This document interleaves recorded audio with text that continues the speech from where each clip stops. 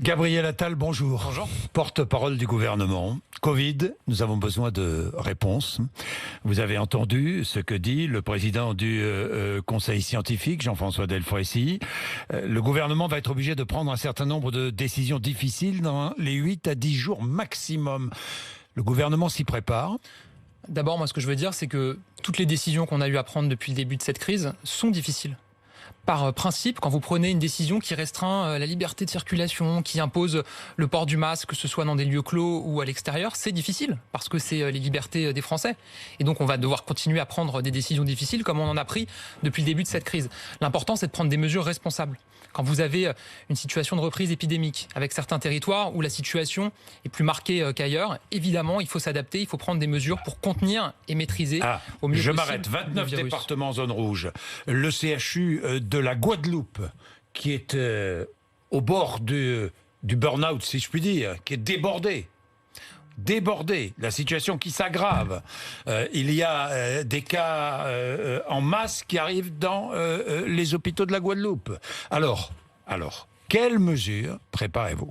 On suit de près, s'agissant de la Guadeloupe, la situation outre-mer. Il y a eu plusieurs pics dans plusieurs territoires d'outre-mer. On se souvient de ce qui s'est passé en Guyane, à Mayotte. Oui, aujourd'hui, il y a des tensions fortes en Guadeloupe. Et moi, je veux rappeler, je veux dire évidemment que non seulement le gouvernement, l'État suit la situation de près, mais qu'on envoie des moyens dès que c'est nécessaire et qu'on s'adapte là aussi au jour le jour pour que toutes les personnes qui ont besoin d'être accueillies, d'être soignées, le soient. Maintenant, s'agissant du Conseil de défense, il a lieu demain. Comprenez que c'est compliqué pour moi de faire les annonces avant l'heure, mais si on veut dégager les sujets dont on va devoir parler, il y a la question des tests, où là, on voit que la France a augmenté très fortement sa capacité de test. On est aujourd'hui un des pays dans le monde qui teste le plus quand on rapporte au nombre d'habitants, mais qui a des difficultés, notamment sur la priorisation des tests. Ça veut dire quoi ? Ça veut dire que on a arrêté une stratégie à la fin du mois d'août en Conseil de défense qui consiste à dire que quand vous êtes une personne vulnérable, ou quand vous avez des symptômes, ou quand vous êtes contact d'une personne qui a été testée positive, il faut que vous puissiez vous faire tester très vite. On a mis en place des protocoles au niveau national avec les laboratoires pour garantir qu'il y ait... Mais tout le monde se presse, dans les laboratoires. Tout le monde se presse, c'est remboursé par la sécurité sociale. Oui, il faut 2, 3, 4 heures d'attente. C'est un choix que vous avez fait. C'est un choix qu'on a fait de permettre au plus grand nombre de se faire tester. Mais pourquoi ne pas organiser, par exemple, des files prioritaires pour les patients munis d'ordonnances ? Alors, c'est ce que je vous dis, c'est qu'il y a une priorisation qui a été décidée en août pour que ceux qui sont munis d'ordonnances, mais aussi des personnes qui sont vulnérables, des personnes âgées qui ont un doute, mais aussi des personnes qui ont été en contact avec une personne qui a été testée positive, puissent être testées en priorité par rapport aux autres.